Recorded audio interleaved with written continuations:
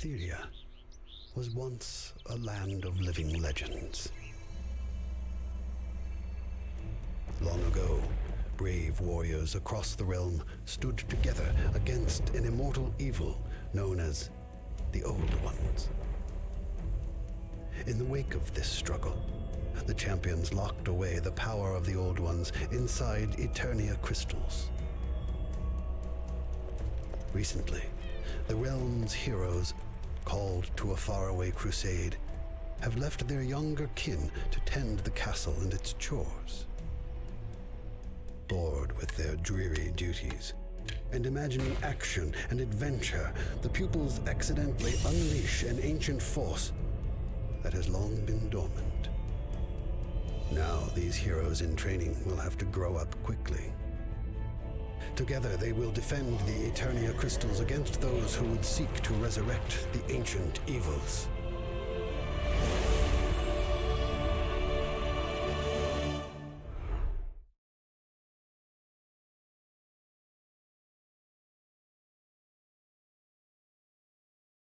Dungeon Defenders, one of my favorite video games of all time and probably the most underrated game on my list. A tower defense game that was really forgotten and left by the wayside by many players, and I feel like the tower defense genre in general has been kind of forgotten about in modern day gaming. And I want to come here today to test and see, does Dungeon Defenders truly hold up in the year 2023? I know I can say for certain that right now is the perfect time to jump into it. Dungeon Defenders, the main game alongside all of the DLC, which there is a large amount of, is only $10 right now on Steam, as it would normally be $50.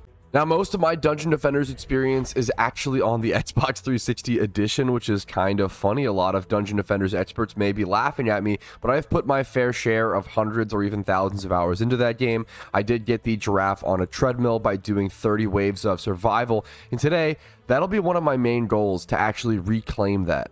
For those who don't know, getting that giraffe on a treadmill can take upwards of around 30 hours per attempt.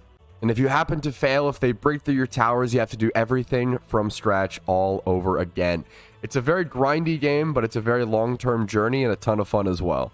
But I'm really excited to embark on this journey on a new save on the PC, and I hope you guys join me. Maybe you'll be playing Dungeon Defenders in the background as well while watching me. Now, there's a lot of new classes that I'm actually not super familiar with. There's a lot of noise going on here. I'm very much a Squire player through and through. That's my main class for sure, but the Jester, Summoner, and all these other things may be worth looking into. As incredible as all the sound design is in Dungeon Defenders, I will be turning it down for the sake of this video. Let's go ahead and go through the classes. We have the Apprentice or the Mage, the Squire, who's more of a melee and heavy tower-based class, the Huntress, who sets up traps that don't actually physically impose the opponent and has obviously a ranged attack. We have the Monk, who has auras, and he also has his double-bladed sort of Darth Maul type weapon. I don't know much about the Jester at all. I know the Summoner is a really cool class that I actually am wildly interested in. This thing is allowed 2 pets. It has no auto attack of its own. It solely relies on towers, which is really interesting to me. That's sort of how I already played my Squire, so that's definitely a class that I want to check out. But there's so many new classes that I'm unfamiliar with as well. The Series EV, the Barbarian, the Countess, the Ranger, the Initiate, the Adept, the Hermit. I am someone who is solely used to sort of the basics of Dungeon Defenders, and I'm super excited to explore the new things that exist in 2023. I was always a fan of the troll color theme here on the Squire, so I'm going to go ahead and pick that. Make sure to name myself Petrowski. Big fan of the lowercase name. We'll go ahead and... Whoa, lost the... There we go. Petrowski next. We'll roll with it. The gem color. Let's see what we can do with this. The customization that existed in this game, even for this time, like, this was really cool that you could change the gem. A little feature that I think many glossed over, but I don't know, this was really meaningful to me. It's the thing you're protecting after all, so it makes a lot of sense to want to customize. It's going to make you care about it a lot more. I do like the traditional pink color, however, this blue gem is really cool to shake things up. And there we go. We have our Squire selected. let's go ahead and jump into map 1, or even the tavern. I think it sends you to the tavern by default, and the tavern in Dungeon Defenders 1 is easily one of probably my favorite little hub lands of probably any game ever. It's such a beautiful, homey little thing. There's so much nostalgia for me personally here. All right, I raised my field of view. I'm not used to playing like this. I'm not sure if I'll keep it, but it is interesting. There's also 2 crates over here. I assume these are DLC items. We see the portal gun. I remember being familiar with this. This was sort of a myth on Xbox 360 edition. You didn't really see this ever, but that's really cool to see. It is actually in the game. Here is the TF2, guys. I obviously get. Let's go ahead and collect all of these. I can't use any of them yet, which is honestly probably a good thing. I hate this. A lot of new games do this. I know this was a huge issue with Black Desert Online. That really turned me off from the game. I don't like when games give new players like a super huge advantage or like a way to catch up. Black Desert Online or other MMOs will do this, where they'll give new players sort of an XP boost or something of the sort, or like a, you know, some sort of gold boost or early game boost to catch them up to their friends or other players to let them do end game content. I don't like that. I want to experience the game as it was intended in terms of leveling curve, and I want to have that leveling process and growth process as the default was supposed to be. One of my favorite little quirks and quote-unquote Easter eggs of Dungeon Defenders, the little red eyes under these stairs. I don't know how many times me and my friends would just sit here and stare at these and just talk about what this might be. Another little Easter egg or fun minigame that me and my friends just kind of invented: if you leveled up your character enough and got enough speed, you could actually run from this crystal and jump on top of this dragon's head. There's actually a wall hitbox there that you can stand on top of. But only those who put enough time and energy into their character could actually achieve such a little challenge. There's also this door, which unlocks after you complete the game, and this has a lot of Easter eggs, and I think most Dungeon Defenders players have probably been in there many times. There's like a little bank in there. You can forge your items and everything, and there's also tons of pictures of the development team. Not something you see very often in current day games, but I think that's a really cool nod to the developers and give them a little bit of a reward, honestly, for creating such a beautiful and in-depth game. Now, this is something I'm not familiar with at all. I literally have no idea what this is, and that really just shows how much of a noob I am when it comes to current day Dungeon Defenders and how much I have to learn, hopefully alongside you guys. But enough of the preamble. I'm going to go ahead and do my first level up and give myself some defense base damage. I definitely go a huge tower build with my squire, and that'll be interesting to try to replicate. I pretty much run the same build every time I play this game. Very similar to Skyrim in terms of everybody goes stealth archer. I always go tower squire. I'm going to focus my first efforts on beating the entire campaign on medium. It shouldn't be too difficult, but it might require a little bit of grinding or a little bit of things here and there. Let's listen to this beautiful cutscene. Or skip it entirely, whatever works. They used to also do this thing, as you can see, where you can see the player who has the highest leaderboard score in the entire world is portrayed on top of the little defender's forge. And unfortunately, as you can tell, looks to be a little bit of a hacker type situation. Number 1 hero named Butter, and he says, "Get good, apprentice level 0, maximum score, time 3 seconds. Sounds like a skill gap to me. All right, the first things you want to do for those who are new is collect all of the mana on any map. You want to go ahead and make sure you don't miss out on any of these chests. I actually have to figure out, there it is. So the shift key is how you show the map itself on PC. So we'll go ahead and collect all those. Make sure we are at max. So we can see in the bottom left-hand corner of the screen, we have 352 HP and 40 out of 40 mana. Now we want to actually use that to build our towers, of course, setting up these summoning blockades here.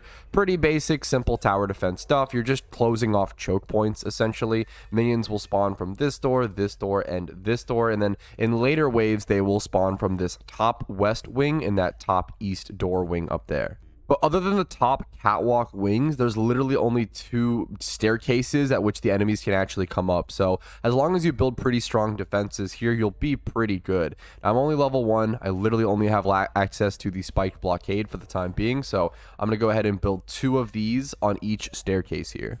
There we go. Once it looks like this, we can collect the rest of our mana. But if you ever have any leftover mana on the ground before you actually start the round, don't worry at all. It just gets consumed over into your bank anyway, so there's never any mana wasted. The same with items. If any items are on the ground at the end of a round, all of that gets converted into mana and stored into your bank. So you don't have to go around and collecting and picking up everything to sell it later. That was a mistake that I made when I was new.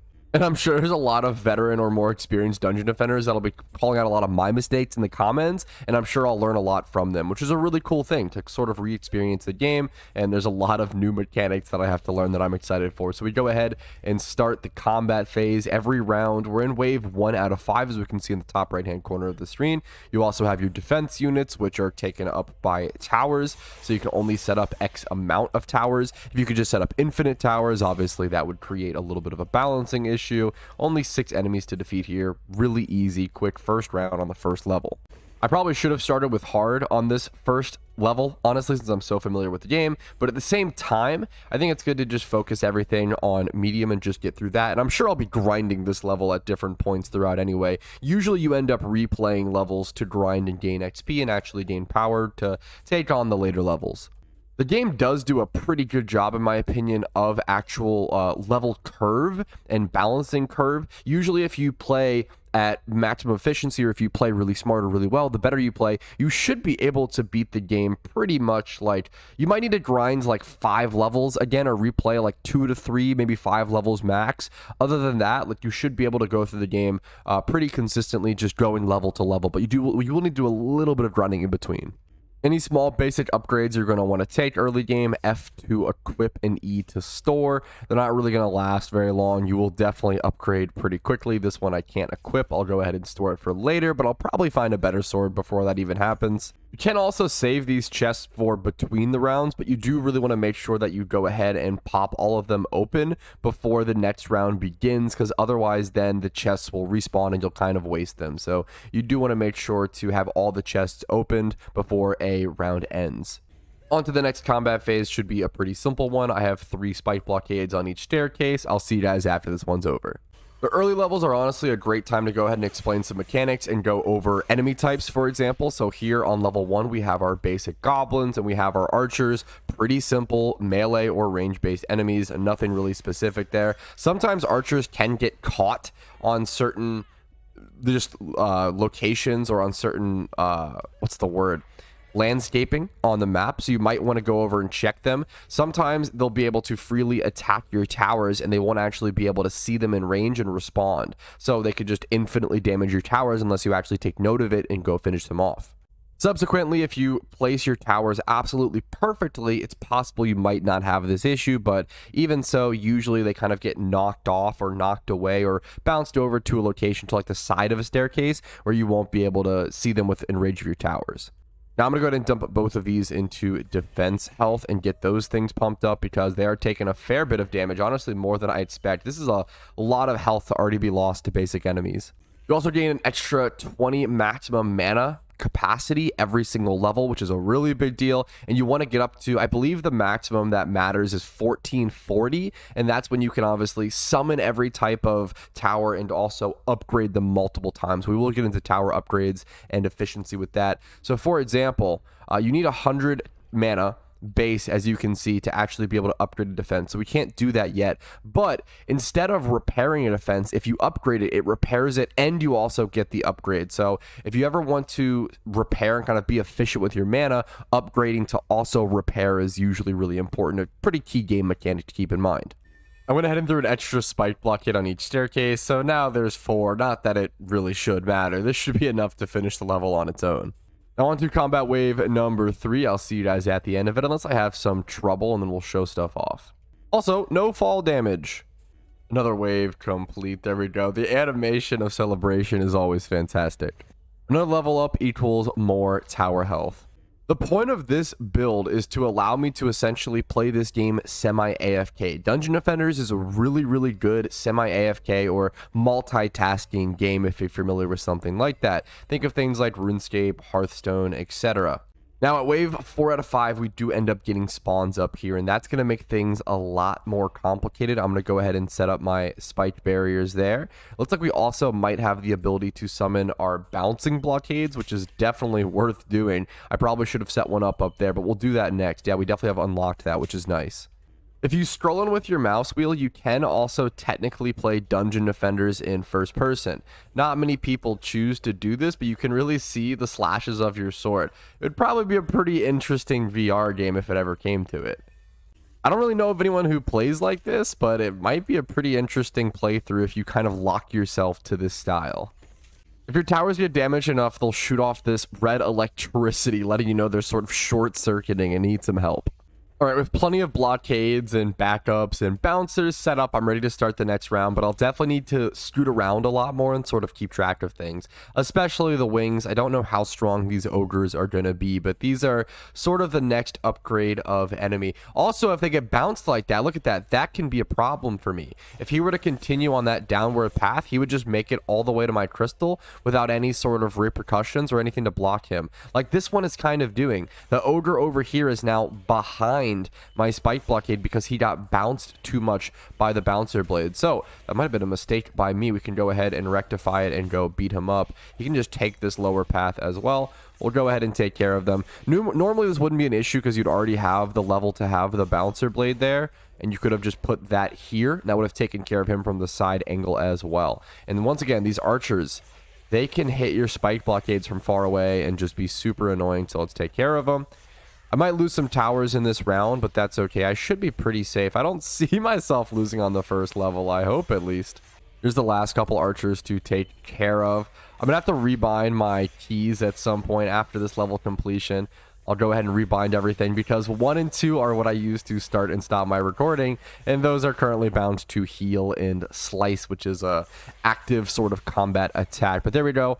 That wave completed. We definitely lost some towers, but that's okay. They can be rebuilt. I have plenty of extras. The final wave is always so ominous. We'll go ahead and do this. We'll bump up our defense HP. I think it's really all that matters during these early stages since they're taking quite a beating. We also now have access to 100 mana, so we can go ahead and do upgrades if we want to. The question is, we really can't upgrade that many. Like, I probably want to go ahead and come over here and actually upgrade this spike blockade just since it's so low on HP. Let's go ahead and hit 5. There we go. Costs us 100 mana, but it fully upgrades it and fully heals it. It doesn't fully upgrade, sorry. Upgrades to stage 1. I believe that there is 4 or 5 upgrades. We'll have to see once we get deeper into the game. And once you reach that end game, it really does become, oh, you're at max defense units. You're at every tower being max upgraded and just trying to survive as long as possible. Survival is my favorite game mode in this game by far, which is just surviving as long as possible, which involves a lot of sort of micro efficiencies, as opposed to this game mode where you're just trying to survive those 5 waves, and that's about it. So doing whatever it takes to get that done is all that really matters. In survival, every little bit of mana, every little thing affects you for the next 20 waves or so. So it's going to be a lot more long term, and a lot more mistakes are a lot more crucial in that, I believe. I'm going to go ahead and place a blocker here just in case the ogre decides to come down on this downward path again. And I'll shoot this guy an upgrade. Why not? It might not really matter, but it's a pretty good efficient heal. It's also really important to do all of your tower building and all of your healing during building phase. If you try to do any building or any healing during combat phase, you still can do it, but it's about 10 times slower. It is so much slower, and usually during the combat phase, you want to be focusing on combat. You want to be swinging your sword or whatever you can. Unless you're playing the summoner class, you want to be outputting as much damage as you can. And if you're stuck there waiting, a minute to full heal a tower, it's going to lose you a lot of time and just hurt your other towers in the process. Same thought process as that other wing. I would like to go ahead and put a bouncer blocker here. I think this last chest should give me enough mana to do so. Nice. I was able to go ahead and put it there and build that. And then with that, we should be ready to go ahead and start. The final wave of level 1. Here we go. Let's go ahead and finish with the deeper well. I'm just going to try to output as much damage as possible throughout it. Only one enemy left. This should pretty much be it, just with this very last archer. There we go. Deeper well complete. Just the first level. Obviously the easiest. We have a long journey ahead of us. The level victory screen has never been sweeter though. That definitely still holds up in 2023. I think just sticking to HP is our best bet, as I think things are still taking an absolute ton of damage. So I'm going to dump everything into that for the time being. And once we get caught up on that and feel like I'm actually able to maintain them and keep the towers up, we'll put more into damage and eventually AoE range and pace. Attack pace and rate really starts to matter once you get the harpoon or the cannonball turret. Speaking of cannonball gun, it just makes me think about how many special weapons and unique things this game has. I remember going for, there's a gun that shoots chickens, I believe, that you can get on the Huntress. And I think always shooting for random weird weapons and guns and goals like that was always really, really fun. It just made this game something unique, special, and really memorable for me. There's so much stuff in this game that you thought about it or you learned about it and you were like, oh, I really want that, and you would go for it, and it would be a long, arduous grind, and you would never ever forget that grind. And once you got that item, it was really, really meaningful and impactful. This game is a really good example of really fair length grinds that really make you care about that grind and care about that reward. But every time you defeat a level, you can go ahead and head over to the crystal, either proceed to the next level or go ahead and head back to the tavern. There's also a shocking amount of stats that you can check, and the stats really start to become fun if you play this game co-op. I'm really curious to try online play at some point throughout this journey. Online play, aside from with my friends or like back in the peak of Xbox 360 era, hasn't really been a thing that I've been able to engage in with this game for quite a long time. So being able to reconnect with the community and play Dungeon Defenders online, 10 years after its release, 13 years, is a really exciting thing for me. If you haven't noticed, this whole game, this whole experience is a really exciting thing for me. I really, really, really love Dungeon Defenders, and I'm really excited to keep playing it. Hopefully you guys are enjoying this series and enjoyed this video, maybe in the background while you are yourself playing Dungeon Defenders. It's meant to be some interesting background content and sort of a let's play in the background while you play the game yourself. I know that's something that I really enjoy, and I always aim to make content that I myself would watch and appreciate, and that's kind of what I'm doing here. But that is going to be the end of this first video. I will see you guys in episode number 2, continuing playing a full, in-depth, deep playthrough of Dungeon Defenders in the year 2023. If you like this video and do want to see more of it, make sure to let me know by hitting the like button and subscribing for more videos like it when they come out. However, I'm probably going to continue this series whether people like it or not, because I'm really enjoying it myself. I'm having a lot of fun, and I think that's really important. So I'll see you guys later. Hopefully you have a lot of fun today too. Peace.